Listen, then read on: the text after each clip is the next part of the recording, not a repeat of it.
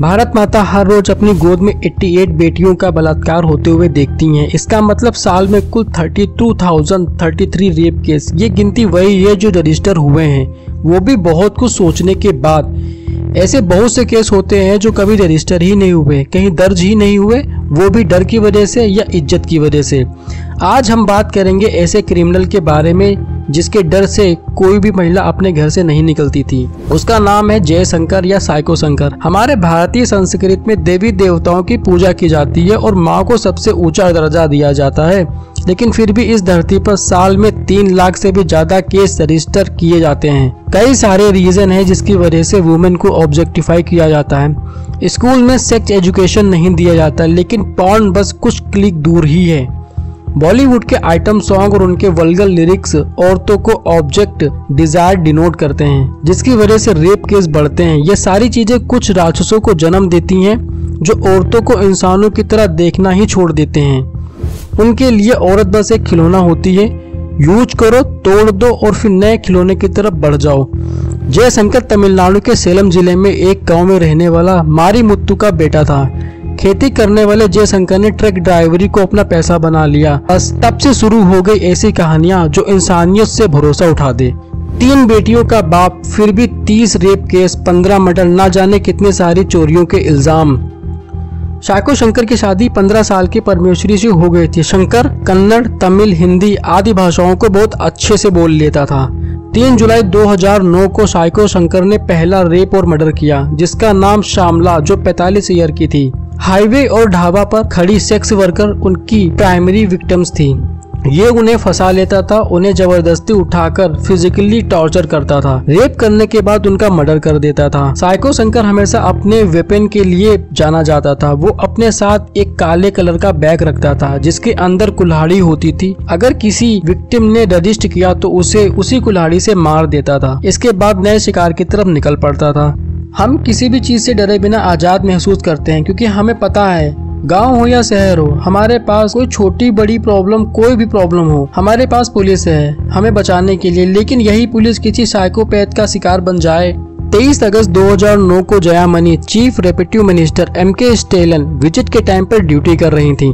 कोहेम police station की 29 साल की इस पुलिस ऑफिसर को साइको शंकर ने पहले किडनैप किया, फिर रेप करके उनका मर्डर कर दिया। जयामनी की बॉडी 29 सितंबर 1 महीने बाद साकरी में मिली, जो कि सेलम जिले में ही आता है। इसके बाद सबके मन में एक डर सा बैठ गया कि ये साइकोपैथ पुलिस ऑफिसर को इतनी बेरहमी से मार सकता है, तो एक आम महिला के साथ वो क्या क्या कर सकता है।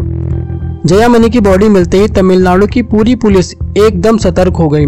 पुलिस कांस्टेबल के रेप के बाद कुल 12 और औरतों का रेप किया और उन्हें मार दिया। तमिलनाडु, कर्नाटक, आंध्र प्रदेश, गोवा और महाराष्ट्र सबकी पुलिस अब सतर्क हो गई थी। साइको शंकर सेलम में ही एक और महिला का रेप और मर्डर करने वाला था, लेकिन वह औरत अपने आप को वहां से बचाकर भाग गई और नजदीकी पुलिस स्टेशन में जाकर रिपोर्ट दर्ज करवाई। 29 अक्टूबर 2009 को जयशंकर अरेस्ट कर लिया जाता है और गयमुत्तु पुलिस स्टेशन भेज दिया जाता है। अरेस्ट करने के बाद पुलिस को ये पता चला कि जयशंकर ये घिनौना काम पिछले 2008 से कर रहा है और 2008 में जयशंकर के खिलाफ पहला केस रजिस्टर हुआ था। 2008 और 2009 के बीच कुल 13 रेप और मर्डर, 7 रेप केस के इल्जाम लग चुके थे। 17 मार्च 2011 को Jaishankar Dharmapuri fast track court में पेश किया जाता है। उसके अगले दिन 2 पुलिस ऑफिसर और चिन्नास्वामी और राजबेलू थे। जयशंकर को फिर से गोयमुत्तूर जेल ले जा रहे थे। रात के करीब 9:45 पर धर्मपुरी बस स्टैंड पर दोनों पुलिस ऑफिसर को चकमा देकर ये भाग गया। सेलम से भागकर जयशंकर कर्नाटक में आतंक मचाने के लिए पहुंच चुका था। 1 महीने के अंदर जयशंकर ने 10 रेप और मर्डर किए। भागने के बाद जयशंकर का फोन पहले दिल्ली में ट्रेस किया गया, फिर मुंबई में ट्रेस किया गया, इसके बाद बंद हो गया। जयशंकर बहुत स्मार्ट था, उसने अपने फोन को तोड़ दिया और सिम को भी तोड़ दिया, जिससे उसे कोई पकड़ ना पाए। कर्नाटक में पुलिस ने जगह जगह पर जयशंकर के पोस्टर लगवा दिए थे। 4 मई 2011 को शंकर इलाही गांव से एक मोटरसाइकिल चलाकर खेत में काम कर रही महिला को उसने खाना व पानी मांगकर उसका रेप करने की कोशिश की। महिला ने अपनी जान बचाई और अपने हस्बैंड के साथ पुलिस थाने में रिपोर्ट दर्ज करवाई। जयशंकर को दूसरी बार अरेस्ट करके बेंगलोर की जेल भेज दिया गया। वहां भी इसकी वही आदतें थीं। वहां पर जयशंकर पर साइकियाट्रिस्ट ट्रीटमेंट दिया गया। एक दिन कोर्ट से आते वक्त जयशंकर ने कहा कि मुझे अलग सेल चाहिए, इसलिए 1 सितंबर 2013 को जिस सेल में शंकर को रखा गया था उस सेल से नकली चाबी लगाकर वो भाग गया। पुलिस को ये शक था कि इसमें किसी अंदर वाले का हाथ है। आज तक ये कंफर्म नहीं हो पाया कि नकली चाबी शंकर के पास कहां से आई। जेल से लेकर बाहर तक 3 दीवारें थी, 15 फीट, 20 फीट और 30 फीट की, लेकिन जयशंकर इन सभी दीवारों को पार कर गया और जेल से भाग निकला। बाहर की जो इलेक्ट्रिक फेंसिंग थी उसे भी काट कर भाग निकला। वो बहुत स्मार्ट था। इलेक्ट्रिक फेंसिंग से बचने के लिए बांस की डंडी और दीवार के ऊपर कांच से बचने के लिए एक कंबल रखता था।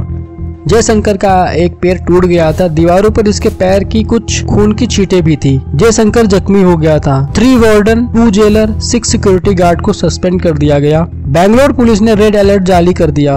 5 लाख का इनाम रखा गया जयशंकर पर। जो इस व्यक्ति के बारे में जानकारी देगा उसे 5 लाख का इनाम दिया जाएगा। साइको शंकर के जेल से भागने पर पुलिस को ये पता चला कि वो जख्मी है। बेंगलोर पुलिस ने सारे हॉस्पिटल में हाई अलर्ट जारी करा दिया। जेल से भागने के 6 सप्ताह बाद 6 सितंबर 2013 को एक व्यक्ति के जरिए जयशंकर को फिर से एक बार गिरफ्तार किया गया और पैर का इलाज करवाया गया। बेंगलोर के सेंट्रल जेल में रखा गया। अब इसके लिए इतनी ज्यादा सिक्योरिटी थी कि अब वो नहीं भाग सकता था। आदत से मजबूर जयशंकर एक बार फिर से भागने की कोशिश करता है 25 फरवरी 2018 को।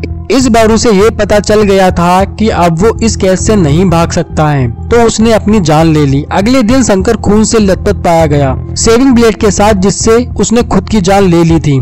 बाद में ये पता चला कि पिछले दिन जो बार्बर आया था उसी से इस ब्लेड को शंकर ने चुराया था। जेल स्टाफ ने शंकर को अस्पताल में ट्रीटमेंट कराने की कोशिश की तो उसी दिन सुबह 5 बजे जयशंकर को मृत घोषित कर दिया गया। इस बात पर जयशंकर की पत्नी ने ये कहा कि जयशंकर कभी भी अपनी जान नहीं ले सकता, इसके पीछे अथॉरिटी का काम है। बेंगलोर की सेंट्रल जेल में ये पता चला कि शंकर को साइकोलॉजिकल प्रॉब्लम है, पर जयशंकर की लाइफ में ऐसा कोई भी ट्रॉमा नहीं हुआ था जिसकी वजह से वो इतने रेप और मर्डर करे। ये जरूर पता चला था कि औरतों को टॉर्चर करने पर उसे खुशी मिलती है, उसे सेटिस्फेक्शन मिलता है, उनके दर्द से उसे बहुत मजा आता है।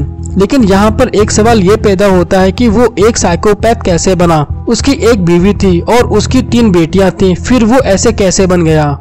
अगर आप महाराष्ट्र में हो, कहीं अकेले फंस गए हो या अकेले बस में ट्रेवल कर रहे हो तो आप 103 निर्भया हेल्पलाइन नंबर डायल करें और निडर होकर अपने सफर को पूरा करें।